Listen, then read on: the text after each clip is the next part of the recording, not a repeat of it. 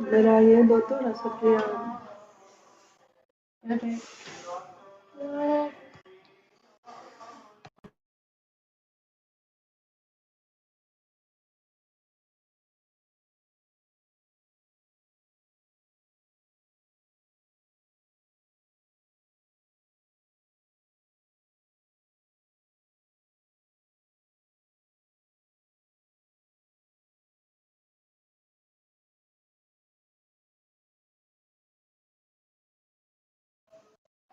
Hare Krishna, dear devotees, let's chant one round of japa with Srila Prabhupada.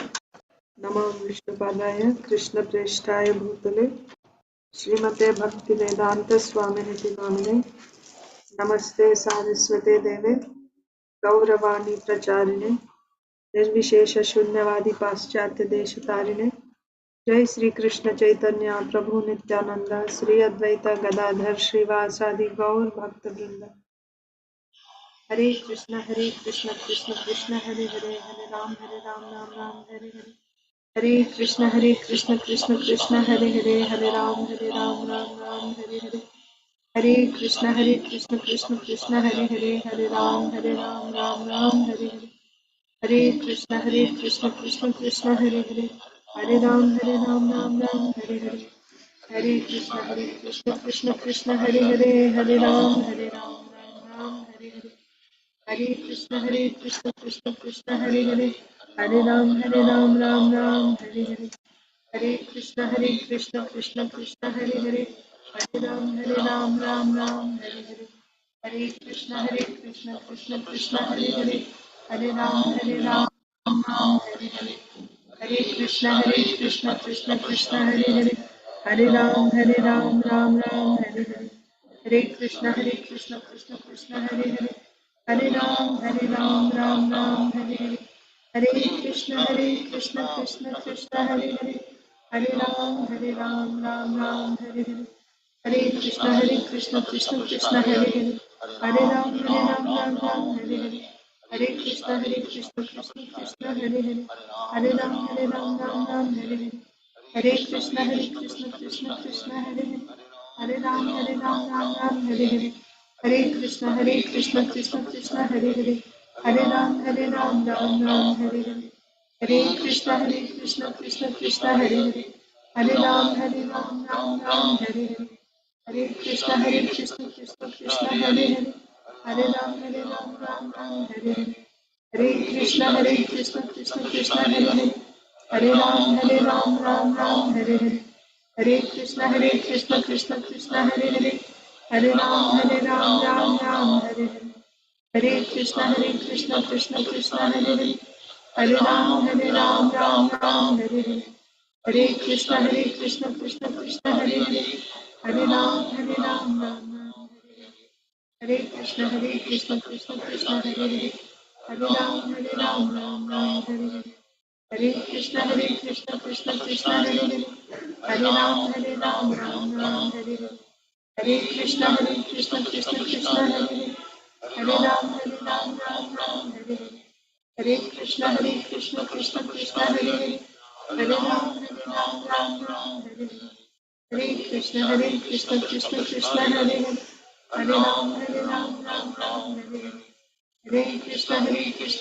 Krishna, Hare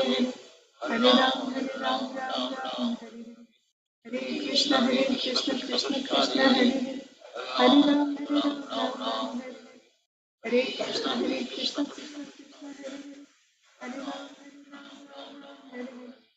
Hare Krishna, Krishna Krishna, Hare Hare, Hare Ram, Ram, Hare Hare. Hare Krishna, Krishna Krishna, Hare Hare, Hare Ram, Ram, Hare Hare. Hare Krishna, Krishna Hare Hare, Hare Ram, Ram, Hare Hare.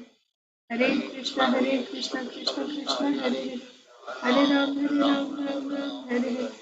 Hare Krishna, Krishna Krishna, Hare Hare, Hare Ram, Hare Hare. Hare Krishna, Krishna Krishna, Hare Hare, Hare Ram, Ram, Hare Hare. Hare Krishna, Krishna Krishna, Hare Hare, Hare Ram, Ram, Hare Hare. Hare Krishna, Krishna Krishna, Hare Hare, Hare Ram, Hare Hare. Hare Krishna, Krishna Hare Hare, Hare Ram, Hare Hare. Hare Krishna, Krishna Krishna, Hare Hare, Hare Ram, Hare Hare. Hare Krishna Krishna Krishna Hare Hare, Hare Ram Ram Hare Hare. Hare Krishna Krishna Krishna Hare Hare, Hare Ram Ram Hare Hare. Hare Krishna Krishna Krishna Hare Hare, Hare Ram Ram Hare Hare. Hare Krishna Krishna Krishna Hare Hare, Hare Ram Ram Hare Hare.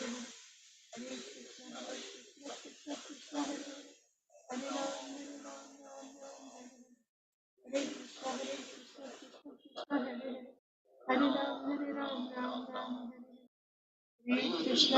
Krishna Krishna Krishna Hare Hare, Hare Ram Ram Hare Hare. Hare Krishna Krishna Krishna Hare Hare, Hare Ram Ram Hare Hare.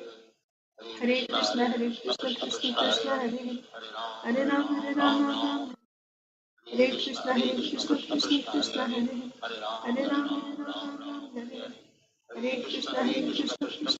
Hare Hare, Hare Ram Ram.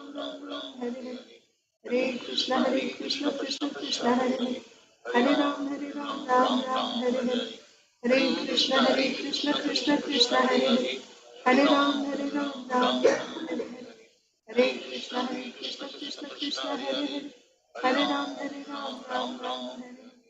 Hare Krishna Krishna Krishna Hare Hare, Hare Ram Hare Hare. Hare Krishna Krishna Krishna Hare Hare, Hare Ram Hare Hare. Hare Krishna Krishna Krishna Hare Hare, Hare Ram Ram Hare. Hare Krishna Krishna Krishna Hare Hare, Hare Ram Ram Hare. Hare Krishna Krishna Krishna Hare Hare, Hare Ram Ram Hare. Hare Krishna Krishna Krishna Hare Hare, Hare Ram Ram Hare. Hare Krishna Krishna Krishna Hare Hare, Hare Ram Ram Hare. Hare Krishna Krishna Krishna Hare Hare, Hare Ram Ram Hare. Hare Krishna Krishna Krishna Hare Hare, Hare Ram Hare. Hare Krishna Krishna Krishna Hare Hare, Hare Ram Ram Hare. Hare Krishna Krishna Krishna Hare Hare, Hare Ram Ram. Hare Krishna Krishna Krishna Hare Hare, Hare Ram Ram.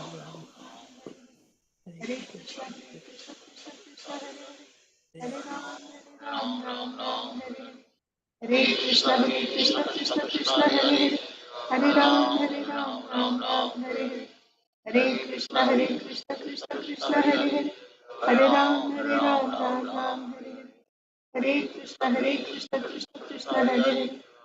Ram Hare Hare.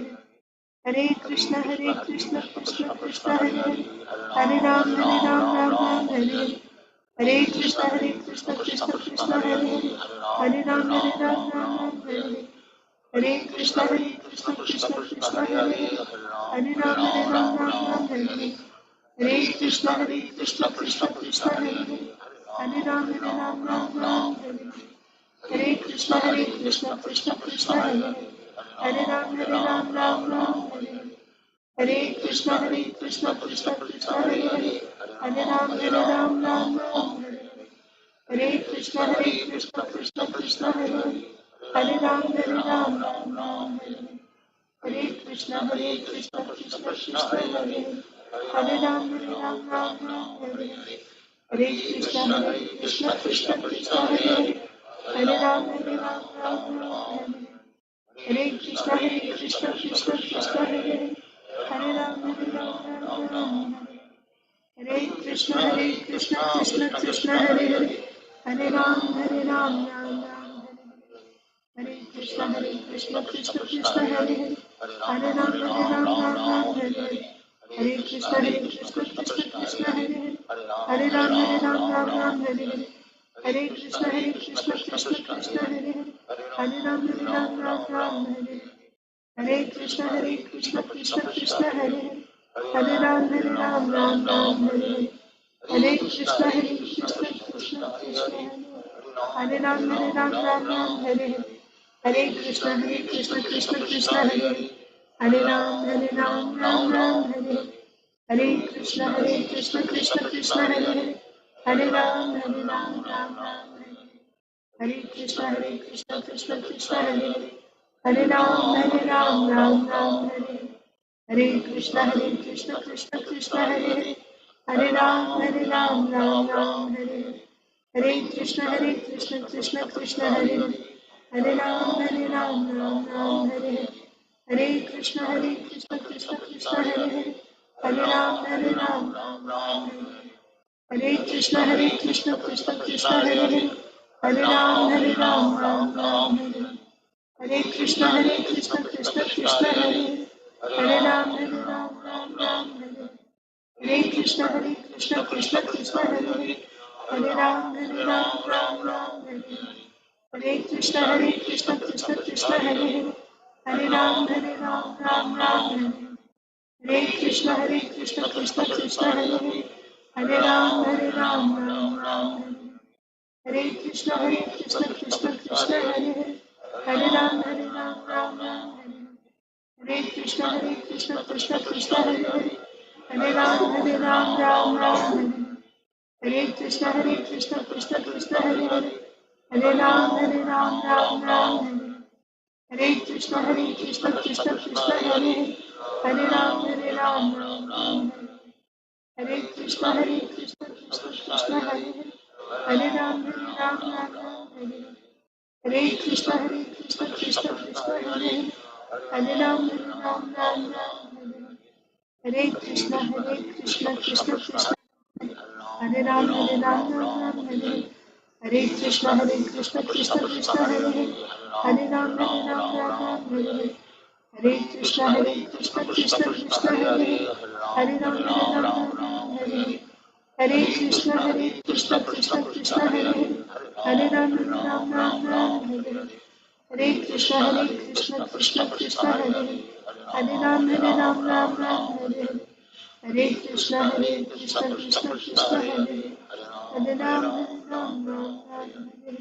Hare Krishna, Krishna Hare Hare, Hare Ram, Hare Hare. Hare Krishna, Krishna Hare Hare, Hare Ram, Ram Hare Hare.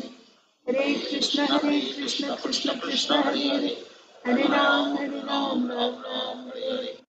जय श्री कृष्ण चैतन्य प्रभु नित्यानंद श्री अद्वैत गदाधर श्रीवासादि गौर भक्त वृंद। ओम नमो भगवते वासुदेवाय। ओम नमो भगवते वासुदेवाय। ओम नमो भगवते वासुदेवाय। नारायणं नमस्कृत्य नरं चैव नरोत्तमं देवीं सरस्वतीं व्यासं ततो जयमुदीरयेत्। नष्टप्रायेष्वभद्रेषु नित्यं भागवतसेवया भगवत्युत्तमश्लोके भक्तिर्भवति नैष्टिकी। नमो विष्णुपादाय कृष्णप्रेष्ठाय भूतले श्रीमते Bhaktivedanta स्वामिन्निति नामिने।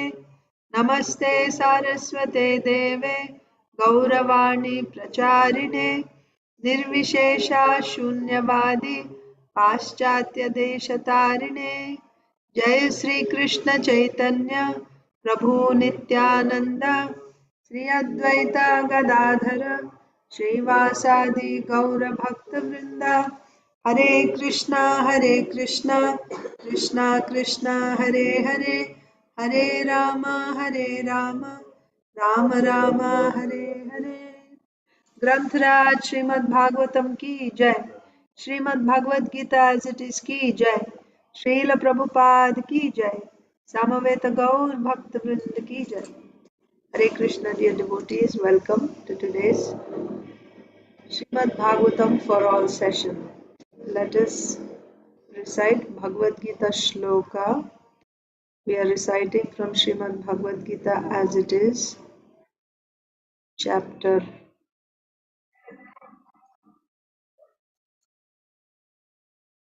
We are reciting from Srimad Bhagavad Gita as it is, chapter 12, text 2. And tomorrow we'll learn a new verse. So does anyone need to go first? If not, we'll go in order. Today's Sunday. Okay, text 2. Achintadev Prabhu. Hare Krishna Mataji, please accept my humble obeisances. All glories to Srila Prabhupada, all glories to the assembled devotees. Please accept my humble obeisances, Prabhuji. All glories to Srila Prabhupada. Go ahead.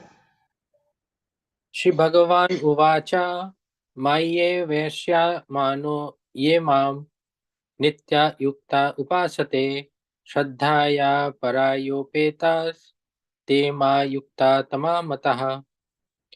Translation. The Supreme Personality of Godhead said, Those who fix their minds in my personal form and are always engaged in worshipping me with great and transcendental faith are considered by me to be most perfect. Thank you, Mataji. Hare Krishna. Hare Krishna. Aditi Lata Mataji and Arunita. Not yet, Mataji. Okay. Inba Inia.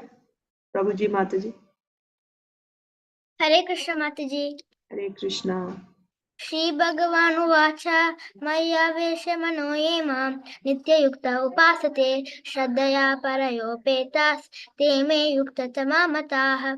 Translation. The Supreme Personality of Godhead said, Those who fix their minds on my personal form and are always engaged in worshipping me with great and transcendental faith are considered by me to be most perfect.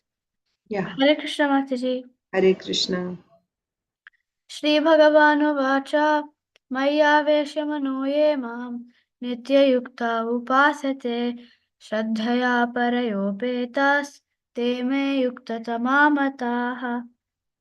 The Supreme Personality of Godhead said, Those who fix their minds on my personal form and are always engaged in worshipping me with great and transcendental faith are considered by me to be most perfect. Mataji Prabhuji are there? No, Mataji. Okay. Isha Krishnashish.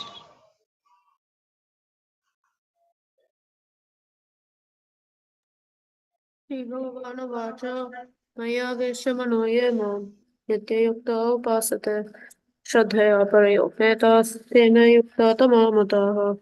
The Supreme Personality of Godhead said, Those who fix their minds on my personal form and are always engaged in worshipping me with great and transcendental faith are considered by me to be most perfect. Krishnashish. Sri Bhagavan Vacha Maya Vesha Manoye Mam Nitya Yukta Upasate Shraddhaya Parayopetas Teme Yukta Mamata. The Supreme Personality of Godhead said, Those who fix their minds on my personal form and are always engaged in worshipping me with great and transcendental faith are considered by me to be most perfect. Madhava. Shri Bhagavana Vacha Maya Maya Vesha. Vesha Mano Ye Mam Nitya Yukta Upasate Shraddhaya Parayopetas Teme Yukta Tamamataha. The Supreme Personality of God had said, Those who fix their minds on my personal form and are always engaged in worshipping me with great and natural faith are considered by me to be most perfect. Rasapriya. Shri Bhagavana Vacha Maya Vesha Mano Ye Mam Nitya Yukta Upasate Shraddhaya Parayopetas Teme Yukta Tamamataha.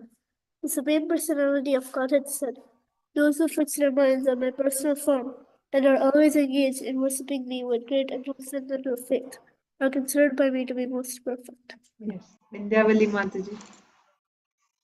Hare Krishna. Mute. Please accept my humble obeisances of glories to Srila Prabhupada Please Mataji. accept my humble obeisances, Mataji. All glories to Srila Prabhupada. Sri Bhagavan Uvacha Maya Vesha Mano Ye Mam Nitya Yukta Upasate Shraddhaya Parayopetas Te Me Yukta Tamomata. Translation. Tamamata. Tamamata. Translation by Srila Prabhupada. The Supreme Personality of Godhead said, Those who fix their minds on my personal form and are always engaged in worshiping me with great and transcendental faith are considered by me to be the most perfect. Hare Krishna. Hare Krishna. So I'll also recite Bhagavad Gita chapter 12 text 2. Sri Bhagavanu Vacha Maya Vesha Mano Ye Mam Nitya Yukta Upasate Shraddhaya Parayopetas te me yuktatama mataha. The Supreme Personality of Godhead said, those who fix their minds on my personal form and are always engaged in worshipping me with great and transcendental faith, I consider to be the most perfect, are considered by me to be most perfect. Okay, so let us, everyone has recited? Yeah. So let us read Srimad Bhagavatam. We are reading from Srimad Bhagavatam, Canto 9, Chapter 14. So we were reading, so now we started reading about the Chandra Vamsa. The title of this chapter is King Pururava enchanted by Urvashi. Yeah. So yesterday we read so Sukadev Goswami told Parikshit Maharaj that thus far I have described the Surya Vamsa. Now I'm going to tell you about the Chandra Vamsa. So how did the discussion begin? So there are glorious kings in the Moon dynasty like Pururava. He's also called Aila. So it's very glorious to hear about the kings coming in the dynasty of the Moon God. So then, so how did this Moon dynasty begin? Who is Soma, and then who is Soma's son? So you have to start from the beginning. So first there is Garbhodakashai Vishnu. Garbhodakashai Vishnu's son is Lord Brahma. Lord Brahma's son is Atri Muni. Atri Muni's son is Soma. And also we saw how Soma was born. The tears of jubilation of Atri Muni, right? His wife Anasuya was actually impregnated by the tears of jubilation of Atri Muni. And then Soma was born. And also about Soma, we read that Lord Brahma, he was so powerful that Lord Brahma made him the director of all Brahmanas, of all the stars, and also of all the vegetation or herbs. So Soma is a very powerful personality, very qualified, very powerful personality. Then Srila Prabhupada explains, or Sukadev Goswami says, that Soma, he by force took away the wife of his guru. Who was his guru? Brihaspati. Brihaspati is the guru of all the demigods. And his wife was Tara. So the disciple Soma, by force, took away. By force means obviously against her will, right? By force, he took away the wife of his guru, Tara. And when this happened, and Srila Prabhupada explains, because he was puffed up, he was puffed up, he was performing so many sacrifices, and then, huh? Again. So Rasapriya is saying he had performed the Rajasuya sacrifice. So by, by performing the Rajasuya sacrifice, so even on this earth planet, Yudhishthir Maharaj performed the Rajasuya sacrifice. That means everyone else becomes subordinate to you, all the other kings, right? And as long as you are living, no one else can perform. The person who does Rajasuya Yagya, as long as he is living, no one else can do another Rajasuya Yagya. And anyone who performs Rajasuya Yagya on this earth, his ancestors, his father, right, they go to Swarga, to King Indra's assembly. Like this, there are many advantages. So Soma performed Rajasuya Yagya. And then because of this, so who performs Rajasuya Yagya? You have to be really qualified to do that. Duryodhana also wanted to do, but he was not qualified. Yudhishthir Maharaj did Rajasuya Yagya. So Soma was so qualified that he did Rajasuya Yagya. And Srila Prabhupada says he became proud because of this. And out of pride, he by force took away the wife of Brihaspati. Then Brihaspati again and again requested Soma to return his wife. this is not proper, you shouldn't take her, you just return her. But in spite of the repeated requests of Brihaspati, Soma would not return Tara to Brihaspati. Now there broke out a fight between the demons and demigods. How? The demons, the guru of the demons is Shukracharya. So Shukracharya always saw, because the demons and demigods are always fighting, so they would look for the weakness in each other and take advantage of that weakness and then fight.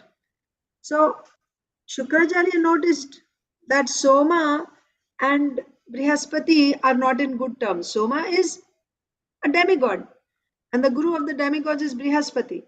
But there is some problem between the two now. So Shukracharya took the side of Soma. Along with all his Rakshasa, Daitya armies, he took the side of Soma. And Lord Shiva, we also saw Lord Shiva's guru is Angira Muni. He studied, he got education from Angira Muni. Angira Muni's son is Brihaspati. So out of that gratitude to his guru, he felt affection for his guru's son Brihaspati. So Lord Shiva supported Brihaspati along with all his followers. Who are the followers of Lord Shiva? Ghosts, bhutas, pretas, pishachas, like this, hobgoblins, all these types of personalities. Lord Shiva came with them to support Brihaspati in the fight against Soma, supported by Shukracharya and all the Daityas and Danavas. So there was a great fight. I think that's when we stopped yesterday. So let's see what happened after that.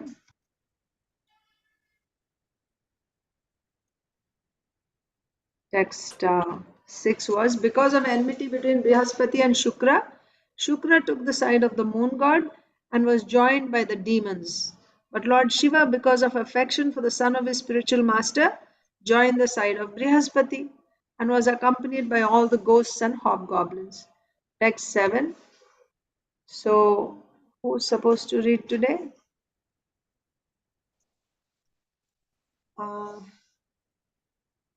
Did we stop with I know we started with Aditi Lata Mataji, then again did Achinta Dev Prabhu and Arunita get a chance to read yesterday?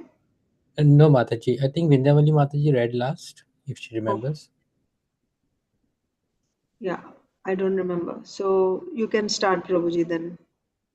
Sarvadeva Ganopeto Mahindro Gurumanvayat Surasura Vinasho Bhut Samarastara Kamayaha. Yes, Prabhuji. Translation: King Indra, accompanied by all kinds of demigods, joined the side of Brihaspati. Thus there was a great fight, destroying both demons and demigods, only for the sake of Tara, Brihaspati's wife. Thank you, Mataji. Hare Krishna. Okay. So this fight was happening for whom? For Brihaspati's wife. Just like, you know, the battle of in Ramayana, the battle happened because of Sita Devi. In Mahabharata, the battle happened because of Draupadi, right? Now this fight between demons and demigods is happening because of Tara, the wife of Brihaspati. So Brihaspati wanted Soma to return his wife, Soma to return Brihaspati's wife Tara, and Soma was fighting because he didn't want to return Tara. And everyone else was supporting either of the two sides, right? So only for the sake of Tara, Brihaspati's wife, it is said. King Indra also fought. King Indra, accompanied by all kinds of demigods, joined the side of Brihaspati. Lord Shiva was there, but also all the demigods headed by Indra were on the side of Brihaspati. So there was a great fight, destroying both demons and demigods. For what? Only for the sake of Tara, Brihaspati's wife. Next. Are they present, Prabhuji, Arunita and Mataji? निवेदितोत्थाङ्गिरसा सोमं निर्भर्च्य विश्वकृत् तारां स्वभर्त्रे प्रायच्छत् Antarvatnim avaitpatihi. Yeah, No, Mataji, they are not there. they're not there. Inba? When Lord Brahma was fully informed by Angira about the entire incident, he severely chastised the moon god Soma. Thus, Lord Brahma delivered Tara to her husband, who could then understand that she was pregnant. So now the fight was going on between the demons and demigods. Many demons were killed, many demigods were getting killed. So Brihaspati's father, Angira Muni, approached Lord Brahma and said what exactly happened. That Soma has by force taken away the wife of my son, my daughter-in-law, the wife of my son Brihaspati. So that is why this fight is happening between the demons and demigods. So when Lord Brahma heard this, he heard about the entire incident. He severely chastised Soma. This is not correct. How can you do this? How can you take another's wife? What to speak of your guru's wife? It's a great sin. So Lord Brahma severely chastised Soma. Then Lord Brahma delivered Tara to her husband. So after chastising Soma, Lord Brahma returned Tara, right? Took Tara and delivered her back to her husband Brihaspati. And when she was returned to Brihaspati, Brihaspati could understand she was pregnant. Okay? Tara was returned to Brihaspati by Lord Brahma, and as soon as she was returned, Brihaspati could understand she was pregnant. So let's see what happened after this. What did Brihaspati do when he found out that Tara was pregnant? त्यजाशु दुष्प्रज्ञे मत्क्षेत्राद् आहितं परैः नाहं त्वां भस्मसात् कुर्यां स्त्रियं सान्तानिके सति. Inya. Brihaspati said, "You foolish woman, your womb, which was meant for me to impregnate, has been impregnated by someone other than me. Immediately deliver your child. Immediately deliver it. Be assured that after the child is delivered, I shall not burn you to ashes. I know that although you were unchaste, you wanted a son. Therefore, I shall not punish you." Okay, so this is still in the assembly, right? Lord Brahma chastised Soma. You can imagine in the presence of all the assembled demigods. Tara is a woman and she was impregnated by another man, a man other than her husband. And she was here in public, and her husband is chastising her. As soon as he found out that she was pregnant, obviously she was made pregnant by Soma. And she was returned to her husband Brihaspati. So Brihaspati said, "This child is not mine," right? He didn't say, but yeah, he said that. He said that you unchaste one, right? You are my wife. You are supposed to give birth to my children, and now you became pregnant by another person. Get rid of this baby right away. I'm not going to punish you because I know you were taken by force. You didn't leave me and go with another person by your will. You were taken away by force. And you can rest assured that after you give up this child, right, you deliver the child immediately. One more thing to understand is there were demigods. So demigods, it's not like, they have, like you have to be pregnant for 9 months and then the baby will be born. And if it happened before that, then there's a miscarriage and things like that. It's a different calculation for the demigods. And for that matter, even other advanced personalities we see, like, the Rakshasas, they are also celestials. as soon as the child is born, it's not that they take, so many years to grow up into youth and all that. Immediately they can just start growing up, and they're, very soon, right? They are like fully developed adults. So we may not think that when Brihaspati said you give birth to the child right away, he didn't say that you kill the child, right? Or get an abortion done. He didn't say anything like that. There's nothing like that. But he said, you give up this child. You should sacrifice, give up. You cannot keep that child. Why? Because you are my wife, and this child that is in your womb is not mine. It is by somebody else. So give up this child. Like this, Brihaspati was telling Tara, his wife, in the assembly in front of everyone else. You can imagine she must be feeling so embarrassed. So let's read the purport. So next is Isha.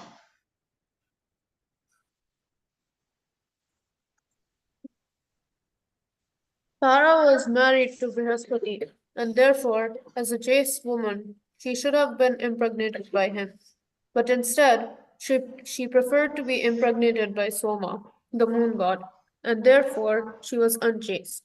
Although Brihaspati accepted Tara from Brahma, when he saw that she was pregnant, he wanted her to deliver a son immediately. Tara certainly very much feared her husband, and she thought she might be punished after giving birth. Thus, Brihaspati assured her that he would not punish her, for although she was unchaste and had become pregnant illicitly, he wanted a son. So one more thing here is Brihaspati himself is desiring a son. Okay. So he didn't have a son from Tara, but Tara was still his wife. So in the translation, Srila Prabhupada said, he assured her that he would not punish her. Why? Even though she was impregnated by another person, why he was not going to punish her? Because he himself wanted a son, it is said. And His Holiness Radha Govind Maharaj tells in this that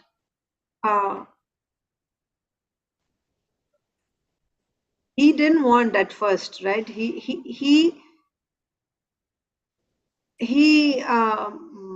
Brihaspati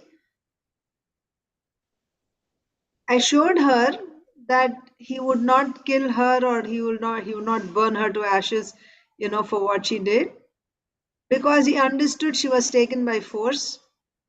But she could not keep the child. She had to give birth right away, right? Because it was not his child, like that.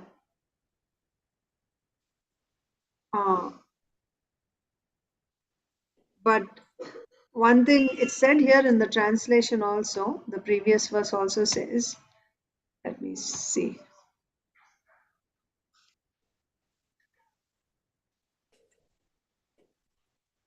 The next one. The translation and then the purport. The translation says that immediately deliver it. Be assured that after the child is delivered, I shall not burn you to ashes. I know that although you are unchaste, you wanted a son. Okay? So the point is, in the translation, it is saying that as a woman, any woman wants to have a child, right? When she gets married, it's natural for a woman to have that motherly instinct, to want to be a mother, to want to have a child. So I understand that even though you did this act, it's because you're a woman and you wanted to have a child, you wanted to have a son. So I'm not going to punish you. I'm not going to punish you, because it's natural for a woman to want to have a son, to want to have a child. So I'm not going to punish you for this. You can rest assured. And in the purport, we are reading that Tara was very fearful fearful of her husband, who was chastising her, right? Or telling her to deliver the child immediately in the assembly. On one hand, she was feeling ashamed, but she was also very fearful of her husband. Why? She thought that her husband might punish her after the child is born. So therefore, Brihaspati is assuring her, no, I'm not going to punish you, right? But here it's interesting. Here in the purport, it is said he was not going to punish her because he wanted a son, it is said. So,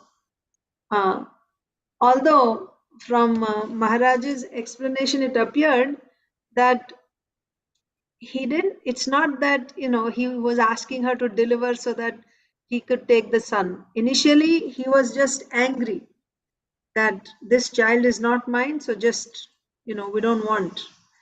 But something happens after the child is born. What happens? Let's see.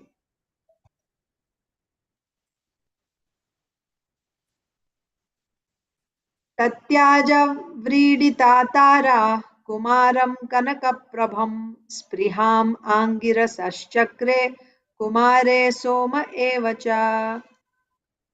Okay. So Krishnashish, right? I think so. Yeah.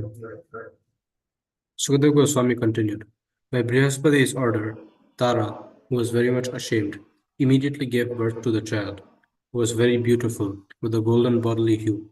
Both Brihaspati and the moon god, Soma, desired the beautiful child. So this child was born. Why the child was born? Because Tara was very fearful of her husband. Her husband said, deliver right now. You deliver the child right now. So out of fear of her husband and also feeling very ashamed, she delivered the child, right? But when the child was born, the child was so beautiful. He had golden complexion, golden, like Gauranga Mahaprabhu, golden complexion. Extremely handsome, you can imagine, the son of moon god, right? He was very, very beautiful.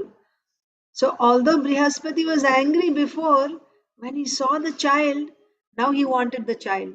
Because this is my wife's son, I must take this son. This is my son. And then Soma also saw, wow, he's so beautiful, right? This is my son. Right? This is my seed from me. This child is born. He wanted that son. So now, up until now, there was a fight between the demons and demigods for Tara. Who will get Tara, right? Brihaspati will get Tara or Soma gets to keep her. So there was a fight.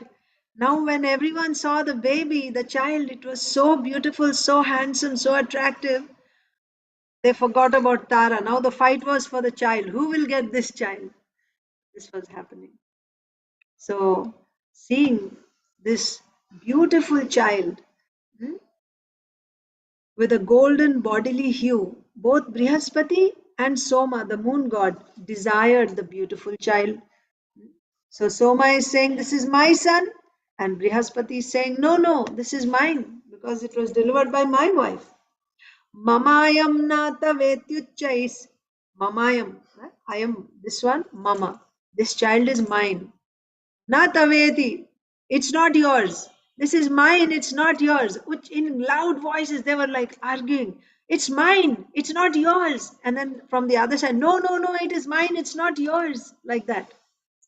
Amayam na tavetyuchais tasmin vivadamanayoho paprachurrishayo deva naivo chevridita tusa. Madhava. Fighting again broke out between Brihaspati and the moon god. One claimed, this is my child, not yours. All the saints and demigods present asked Tara whose child the newborn baby actually was. But because he was a saint, she could not immediately answer. So, although it was kind of obvious, not kind of, right? From facial features and, the beauty, it was obvious it was Soma's son. But still, because they were fighting. Brihaspati was also fighting, and Soma was also fighting. Both were fighting. So then who will decide whose child it is? The mother will tell, right? Whether it is Brihaspati's son or Soma's son. Because they are both fighting. Brihaspati saying, no, this is my son. Soma saying, no, it is my son. Who will know this? The mother will know, right? The mother, Tara, will know. So everyone, all the sages, they came and they asked, you tell, whose child is it? How can she tell? She's feeling embarrassed, ashamed, right? She got impregnated by someone other than her husband. How can she openly say that? This is not my husband. This is not from my husband. This is from another person. So she was not saying anything out of shame. She was in the assembly here, right, in front of everyone, and they were coming and asking, whose child is it? Whose child is it? She didn't say anything. Okay. Then she was ashamed. She could not immediately answer. All the saints and demigods present asked Tara whose child the newborn baby actually was, but because she was ashamed, she could not immediately answer. Kumaro mataram praha kupitolika किं न वचस्य सद्वृत्ते आत्मा वद्यं वदाशु मे. Rasapriya.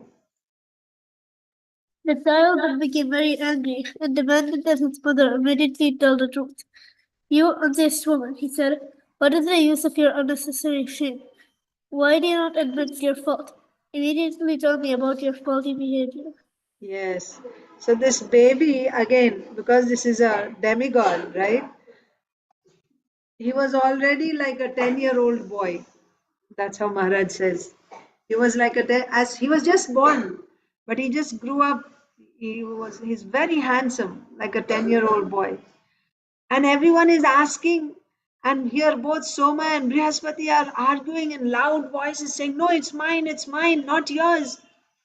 And all these sages and demigods, they're approaching Tara and asking, who is it? Who is it? Tell.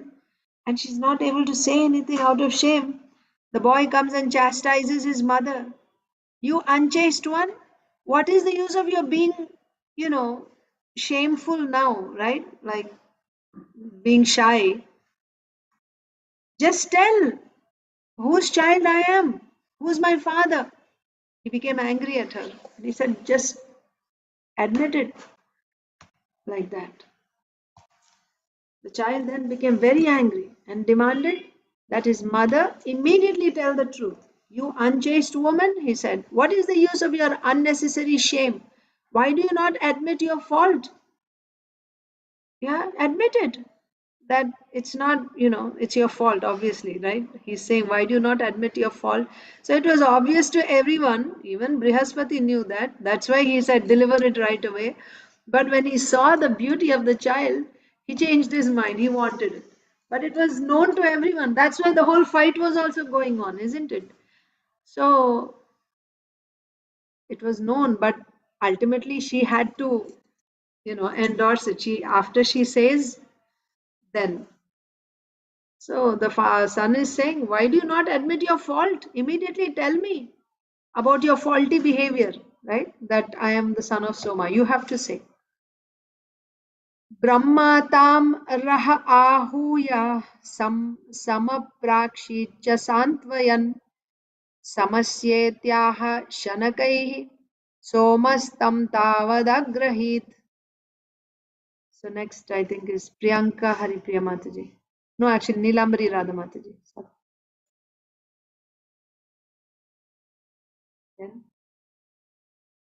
Okay. Vishnu Mataji, Dandavat Pranam, Jai Shri Prabhupada. Dandavat Pranam Mataji, Jai Shri Prabhupada. Lord Brahma then brought Tara to a secluded place, and after pacifying her, he asked to whom the child actually belonged. She she replied very slowly, "This is the son of Soma, the moon god." Then the moon god immediately took charge of the child. Hare Yes. Krishna. Hare Krishna.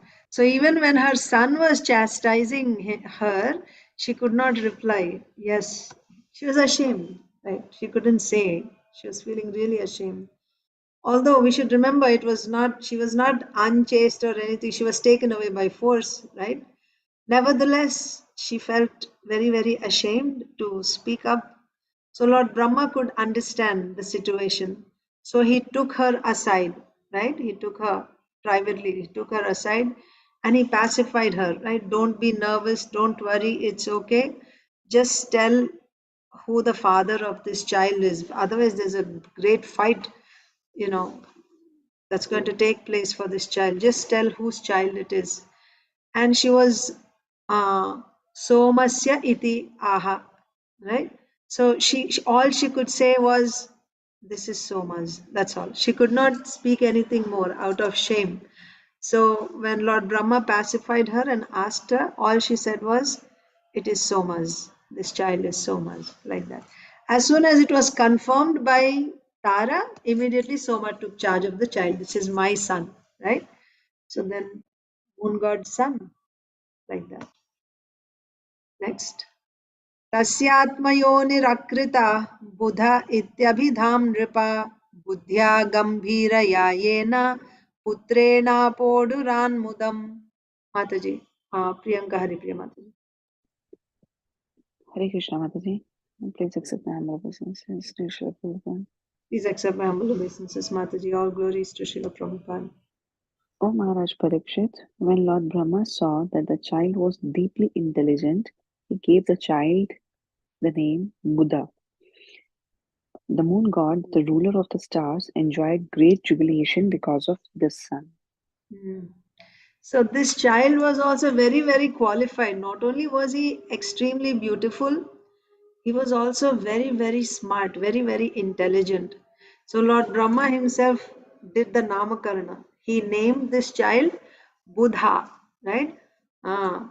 Buddha Bhava Samanvitaha, right? What is that verse? 9:14.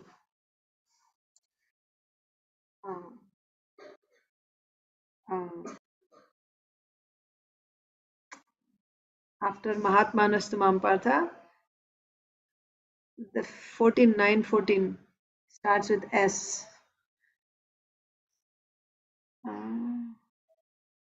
Buddha Bhava 9:42 Satatam Kirtayantamam, right? Satatam Kirtayanto Mam. Yes. Satatam Kirtayanto Mam Yatantascha Dridavrata Namasyantascha Mam Bhaktya Nityayukta Upasite. No, not that one. Not that one. Buddha Bhava Samanvita. Aham Sarvasya Prabhavo Matta Sarvam Pravartate Iti Matva Bhajante Mam Buddha Bhava Samanvita. Yes. So this is 10:8. Yes, yes. So Buddha means those who are very intelligent, right? Aham sarvasya prabhavo matta sarvam pravartate iti matva. One who knows that everything is coming from me, right? All spiritual material worlds, everything is coming from me. One who knows this. So one who knows this means those who are intelligent. They know this, and what do? Iti matva bhajante mam buddha bhava samanvitaha. Right? So they're always engaged in rendering devotional service to the Supreme Lord. So Buddha means those who are very intelligent. Like, or another word is Sumedhasaha, right?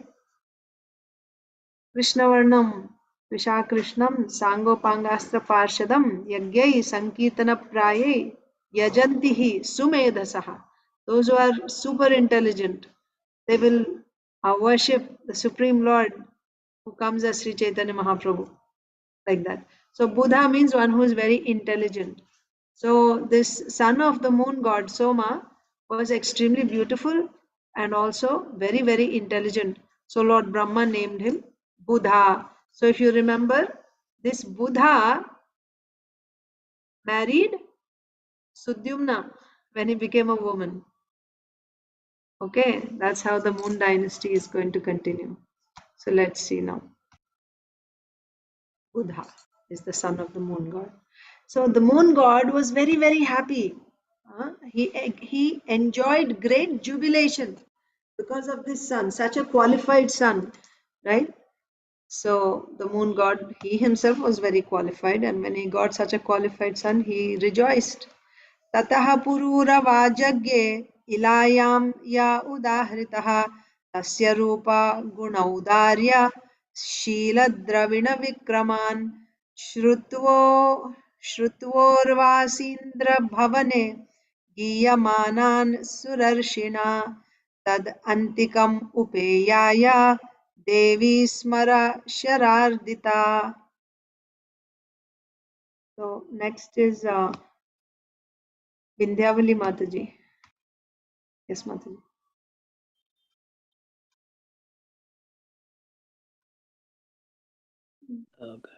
Translation by Srila Prabhupada. Thereafter, from Buddha, through the womb of Ila, a son was born named Pururva, who was described in the beginning of the 9th canto. When his beauty, personal qualities, magnanimity, behavior, wealth, and power were described by Narada in the court of Lord Indra, the celestial woman Urvasi was attracted to him. Pierced by the arrow of Cupid, she thus approached him. So this Buddha married Ila. Ila is none other than Sudyumna as a woman. Okay? When Sudyumna entered that forest of Lord Shiva and Parvati Devi and he became a woman. So that was Ila. So Buddha married Ila and they had a very, very super qualified son called Pururava. So Buddha is the son of Soma and Buddha's son is Pururava. This is the Moon dynasty. And this Pururava is so qualified. So what are some of his qualifications as given in this verse? He was extremely beautiful. He had great personal qualities. He was very magnanimous. And his behavior, his wealth, his power, they were all extraordinary. So you see, when there are some exceptional, we hear about Yudhishthir Maharaj also. About Yudhishthir Maharaj, they would talk in the heavenly planets. The opulence of Yudhishthir Maharaj, the ruling of Yudhishthir Maharaj, this was the talk in the heavenly planets. They would talk about him. Not only would they talk, they would even envy the position of Yudhishthir Maharaj. Imagine, on the earth planet, our wealth cannot, the demigods will never envy the opulence on this earth. Once upon a time, I heard a lecture, and there the speaker was saying that there's no question of the demigods getting attracted to anyone on the earth planet. Just like, would you ever get attracted to cockroaches, or let's say there's a female cockroach, you think you'll get attracted to the female cockroach? No, right? Like that. So the human beings are like that, very, very insignificant in comparison to the demigods. But still, some kings, some personalities on this earth are extremely qualified, especially, Rajarshis who are great devotees like Yudhishthir Maharaj. And now we are hearing about Pururava. So, about their glories, even in the heavenly planets. And who is talking about this? Who's glorifying? Narad Muni himself is glorifying Pururava in Lord Indra's assembly. By hearing about Pururava's wonderful qualities, his beauty, his power, his wealth, his fame, Urvashi was a heavenly damsel like Apsara. She became really attracted when she simply heard about him and she became very attracted to him. So she approached. She came to the earth to to you know to enjoy with him, right? She approached Pururava, being attracted simply by hearing about him. She became attracted. Achinta Devru. Mataji, a question. I might be wrong, but the demigods will have to take birth as human beings, right? They cannot go for direct liberation. They have to go through a birth of human being and then liberation. Or to be liberated, you're asking? Yes, Mataji. So So the thing is, in the heavenly planets, there is so much material opulence, so much enjoyment.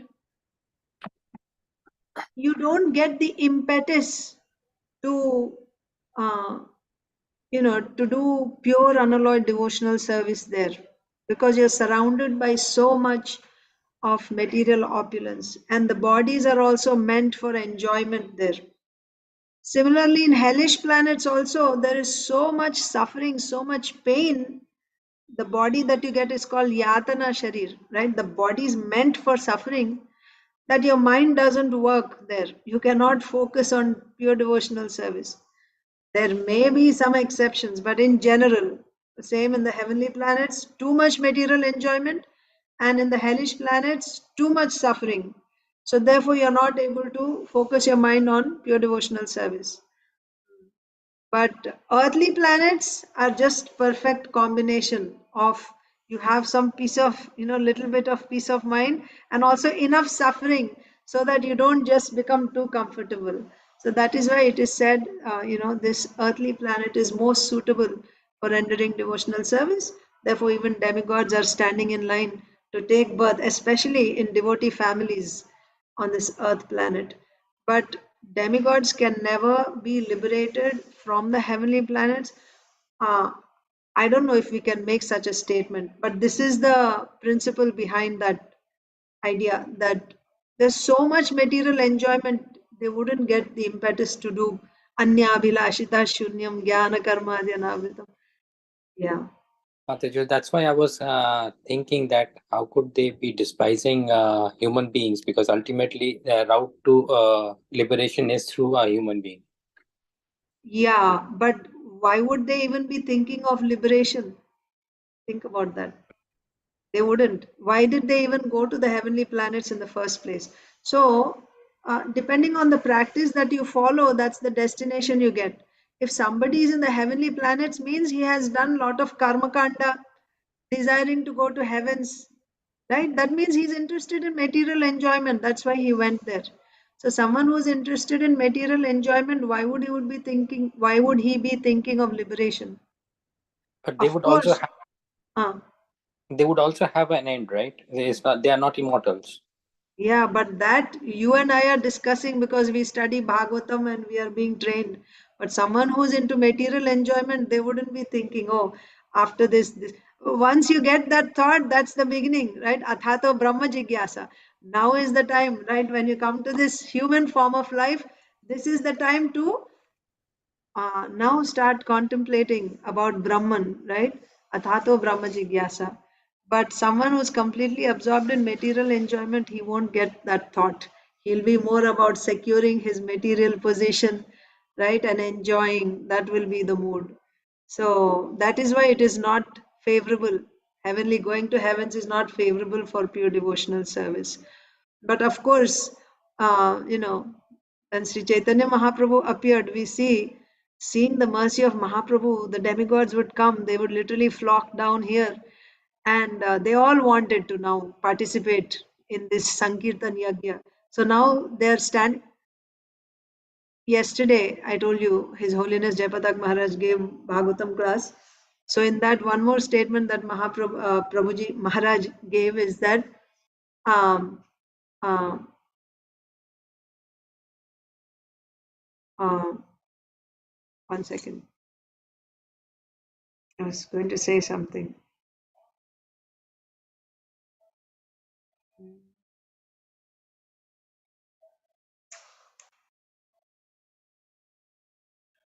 I was telling about the demigods, right?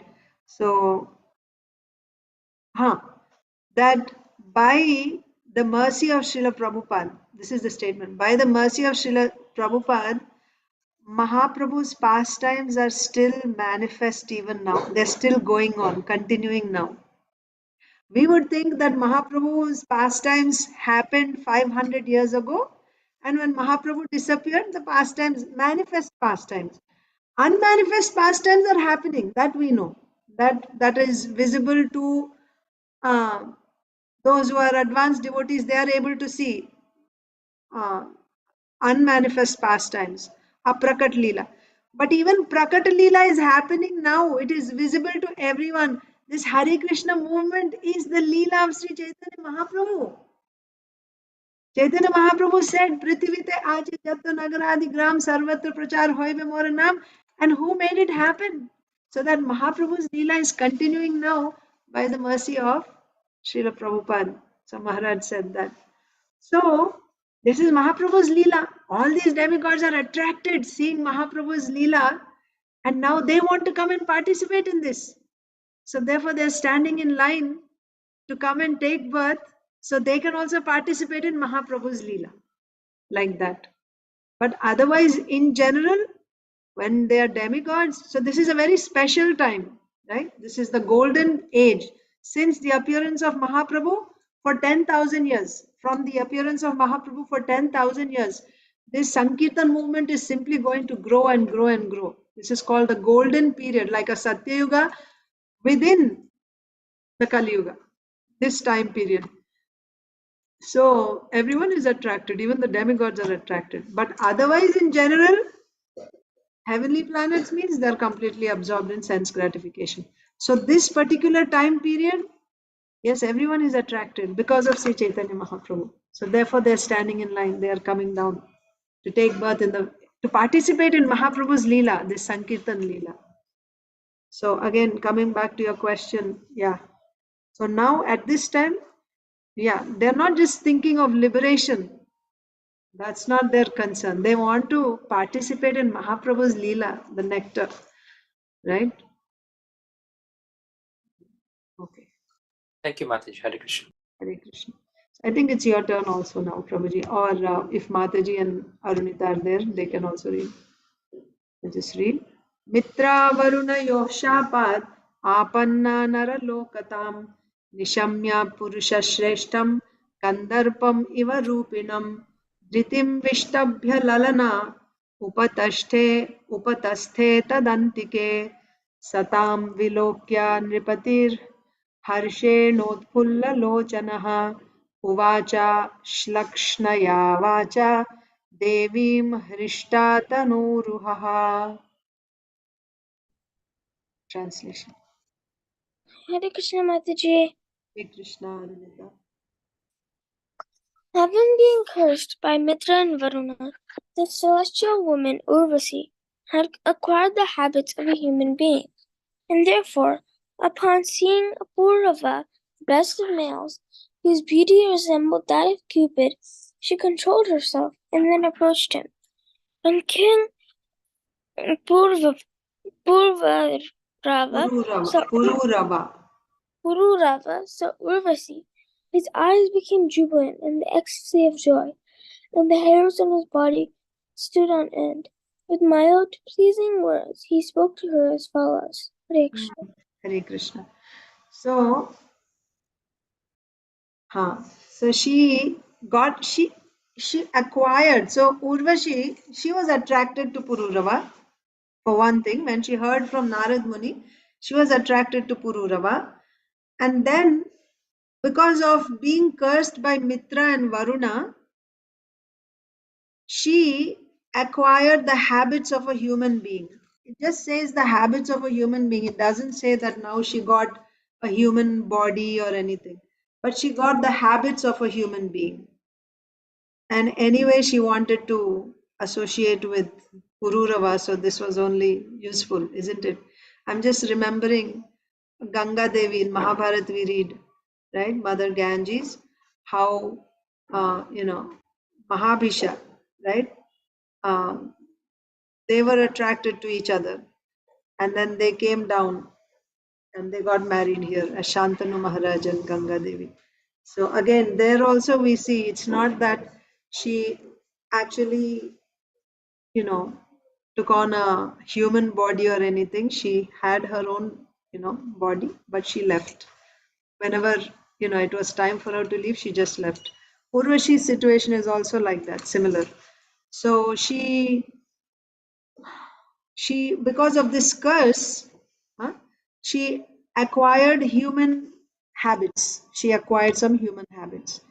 And then, so she came down to the earth and she saw Pururava. She had heard about him, she was attracted to him.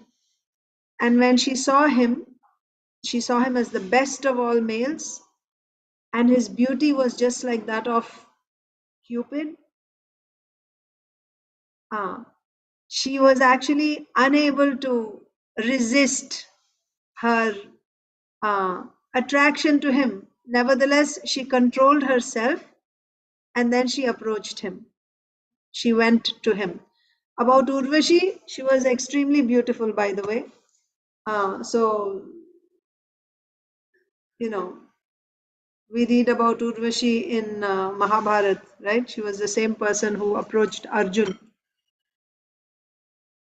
But she was very, very beautiful, extremely beautiful. She was very, she was Indra's favorite. So, needless to say, she was very attractive too.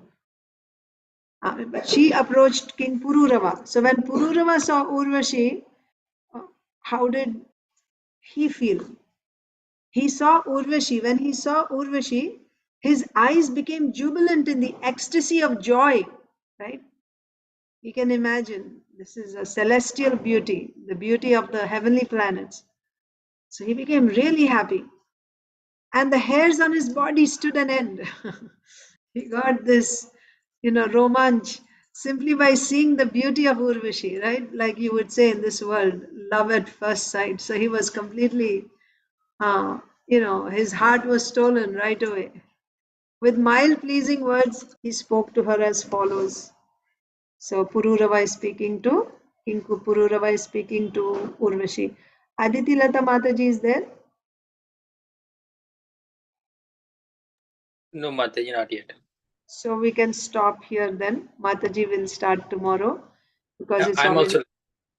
You didn't read? Arunita read. I thought you started in the beginning.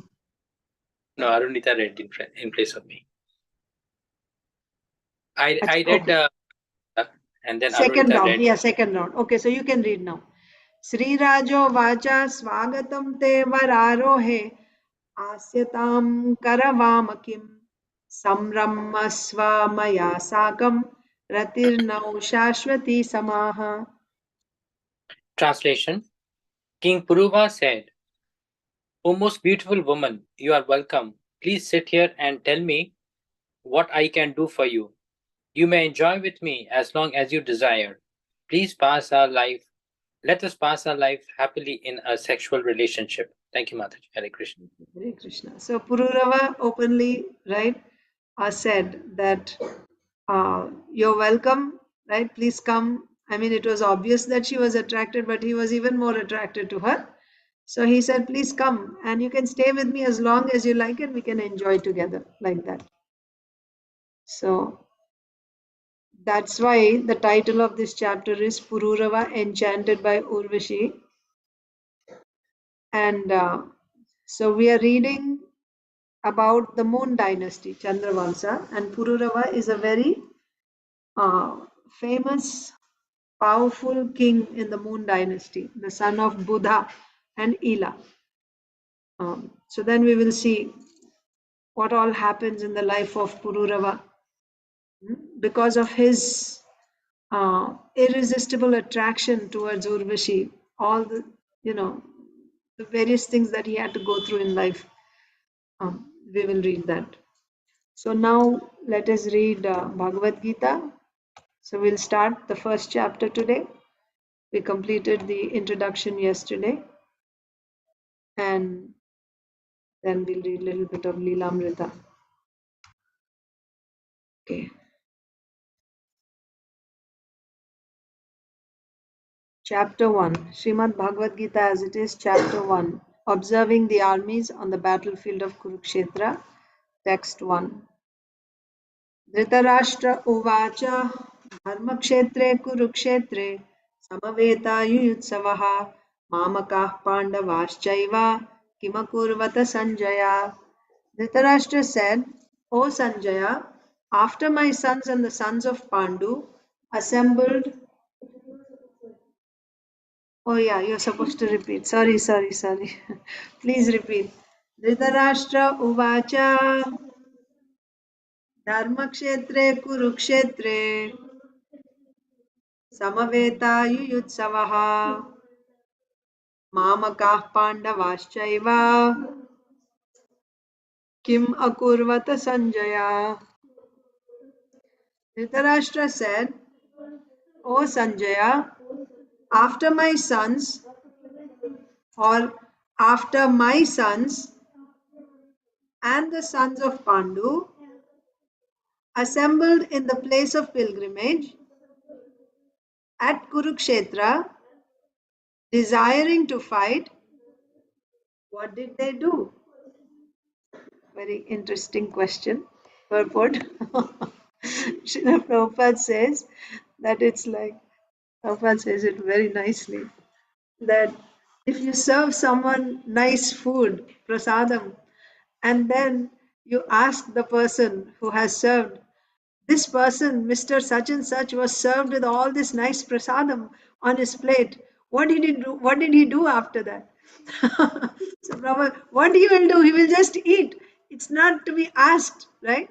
So, similarly, here they are on the battlefield for fighting two opposing parties, two opposing armies, and they're ready with all their weapons. The conches were blown. They're ready to fight. They were all assembled, and then he's asking, they were all assembled on the battlefield. What did they do after that? They will fight. What else will they do? Then why Dhritarashtra is asking, what did they do? This is very, very significant. Why is he asking? What is in the mind of Dhritarashtra? What is he thinking? Why did he say, what did they do? And what was he trying to impress upon Sanjaya? But what exactly was he thinking in his mind? So much is there in that one question. What did he do? Okay, so let's read Srila Prabhupada's purport first. So, purport. Bhagavad Gita is the widely read theistic science summarized in the Gita Mahatmya, glorification of the Gita. There it says that one should read Bhagavad Gita very scrutinizingly with the help of a person who is a devotee of Sri Krishna and try to understand it without personally motivated interpretations. Very important. You should read and understand Bhagavad Gita with the help of a devotee, not you shouldn't read Bhagavad Gita with some personally motivated interpretations, right? We try to, not we, but you see in the outside, people try to derive their own meanings out of Bhagavad Gita. Somebody says, Bhagavad Gita is a book of politics. Someone else will say it's a book that teaches you how to become successful in business, right? Someone else says, oh, the five Pandavas are actually the five senses of the body. Kurukshetra means this body, and five Pandavas are the senses. These are all personally motivated interpretations. Bhagavad Gita is not teaching us how to become successful in business. Bhagavad Gita is not teaching us anything else. It's teaching us, actually, Bhagavad Gita is the essence of all the Vedic literature. It is the essence. And within Bhagavad Gita also, the essence of Bhagavad Gita is found in the middle. So there are 18 chapters. So these 18 chapters are divided into 3 portions. First 6, middle 6, and last 6 chapters. So the essence of the entire, so Bhagavad Gita itself is the essence of all the Vedic scriptures, and the essence of Bhagavad Gita is found within the middle 6 chapters, and the essence of those middle 6 chapters is found in chapters 9 and 10. So what are chapters 9 and 10 talking about? The superiority of pure devotional service. That is the goal. So now you tell me, what is Bhagavad Gita teaching us? Bhagavad Gita is teaching us about pure devotional service. How pure devotional service is the goal of life. That is the highest. This is what Krishna is teaching us through the medium of Arjun. Not that Krishna is telling us how we can become successful in business or how we can have a nice, whatever else. I don't know what are other things that they say, derive personally motivated interpretations from Bhagavad Gita. That's actually a great disservice, right? Bhagavad Gita should be, that's why Srila Prabhupada named this Bhagavad Gita as it is, right? No personally motivated interpretations. The example of clear understanding is there in the Bhagavad Gita itself, in the way the teaching is understood by Arjun, who heard the Gita directly from the Lord. If someone is fortunate enough to understand the Bhagavad Gita in that line of disciplic succession, means coming from Krishna directly. Arjun heard from Krishna directly. So if you hear from someone who heard from Krishna, or someone who heard from another person who heard from Krishna, that means in parampara, if someone is fortunate enough to understand the Bhagavad Gita in that line of disciplic succession without motivated interpretation, then he surpasses all studies of Vedic wisdom and all scriptures of the world. One will find in the Bhagavad Gita all that is contained in other scriptures, but the reader will also find things which are not to be found elsewhere. So you'll find everything which is there in other scriptures. That is why in Gita Mahatmya we read yesterday, let there be one scripture. One Bhagavad Gita is sufficient, right? Because it contains everything which is there in all other scriptures, and it contains something more than what is said in other places. So if you simply study Bhagavad Gita, you can make your life perfect. So one will find in the Bhagavad Gita all that is contained in other scriptures, but the reader will also find things which are not to be found elsewhere. That is the specific standard of the Gita. It is the perfect theistic science because it is directly spoken by the Supreme Personality of Godhead, Lord Sri Krishna. So the rest we will read tomorrow just because we are running out of time. And let me also read Srila Prabhupada Leelamrita. Yes, Prabhuji, while I open Leelamrita. Mataji, question. During book distribution, when we are giving Bhagavad Gitas, and if there are a couple of lines that somebody needs to say to introduce Bhagavad Gita to the people on the street, so what are those 2-3 lines that one should say to introduce Bhagavad Gita? If I say that devotional service, many people who are not too inclined in religious activities, etc., would connect it with religious activities and not spirituality. So, what would be the 2 or 3 lines that one should say? What is Bhagavad Gita? You do book distribution, don't you? You have done. I haven't done too much, but yes. So what do you say generally? I haven't done with Bhagavad Gita. I just helped sometimes, but I haven't said that. Yeah. So, I also haven't done like that on the street, just meeting a brand new person, especially with Bhagavad Gita, I haven't done. But I at times thought that, in fact, I might have said also, is a way of life. How you lead your life. correct. Yeah. It's like a manual, right? Like when you get any device, a laptop or something, then there's a book that comes with it, how you should use it, what is the purpose, what are the functions, like that. So similarly, this human form of life, how you should live, how you can perfect, how you can get the best out of this life, right? All this is explained in this Bhagavad Gita. The Bhagavad Gita is the manual for this human form of life.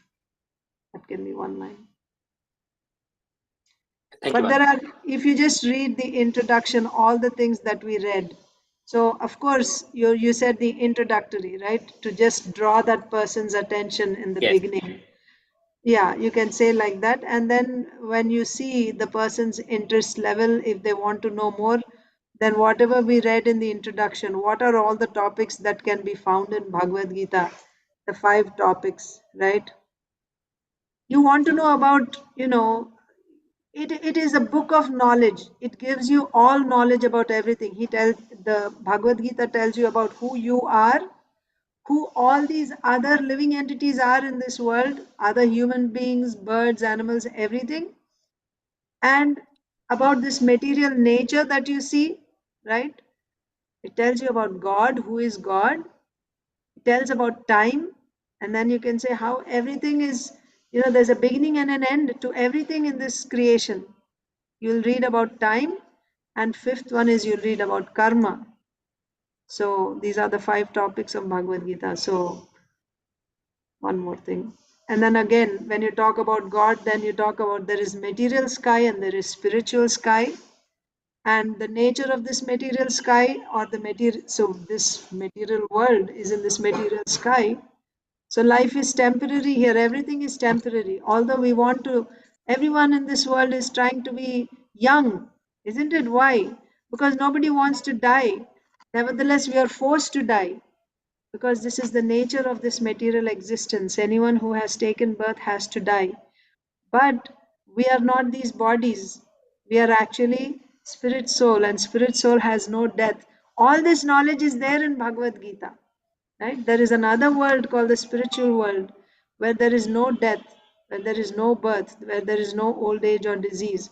Bhagavad Gita teaches us how we can transfer ourselves from this material world to the spiritual world. And that can be done while we are still in this world, in this body. You can actually, your consciousness can be changed. So this is all whatever we read in the introduction. Depending on the time that you have and the interest that the person is showing, you can. So first you prepare nicely whatever is there in the introduction. You become clear in the sequence the way Srila Prabhupada has presented, and then depending on the time available, you can present as much as the other person is able to receive. Sure, Mataji, thank you. Thank Hare you. Krishna. Hare Krishna. And of course, how much ever we prepare, really, it is, we depend on Krishna. Really, that's what it is. The words that Krishna gives us, depending on our sincere effort, endeavor to please Him, to serve Him, then He will send the right person and He will give us the words to speak to that person. And from within the heart of that person, Krishna also convinces that person, right? So really, He's the player. Krishna is the player. We are simply instruments. So just making that endeavor is itself is pleasing to Krishna. But of course, we'll do our homework as much as possible, but still we depend on Krishna because ultimately it's by His mercy, whatever happens. Yes, Mataji, on the road, sorry, on the road in distribution, it is the first couple of lines that attracts or tells the other person to start walking. Yeah, I don't have this experience, unfortunately, Prabhuji, because usually my interaction is like this. So usually those who are interested, they come to the temple, and that's when I'm able, when they ask me some questions, then I speak to them. But stopping someone on the street, I've done with prasadam distribution, but book distribution, unfortunately, I don't know, like that way. I know Vaishesh is His Grace, His Holiness Vaisheshika Prabhu does that, and he probably has, the beginning statements that can draw the attention of the other person. Yeah. What we call the punchline. Okay. Yeah. Thank you. Thank you. Hare Krishna. So let's read Srila Prabhupada Leelamrita. Continuation.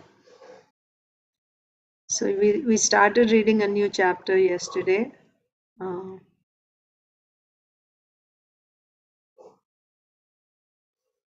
Srila Prabhupada moved out and to another room, another apartment, and he has to, so he's on his own basically now.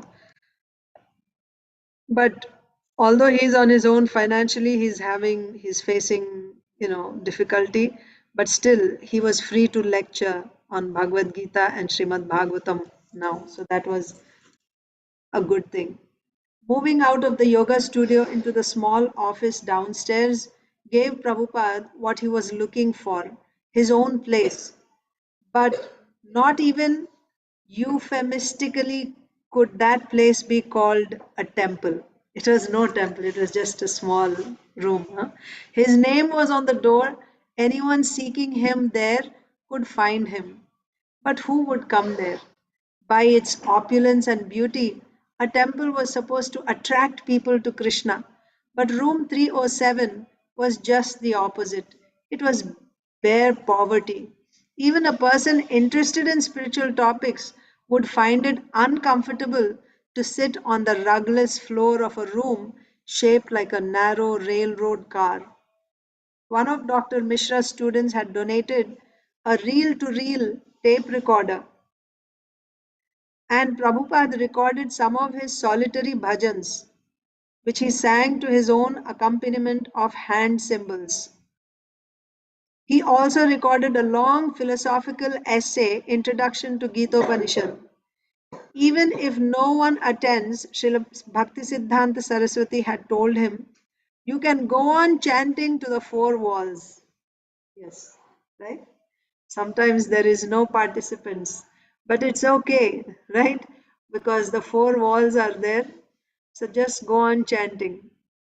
This is Srila Bhaktisiddhanta Saraswati Thakur's instruction. Even if no one attends, you can go on chanting to the four walls. But since he was now free to speak his message in the new situation God had provided, he decided to lecture 3 evenings a week, Monday, Wednesday, and Friday, to whoever would come.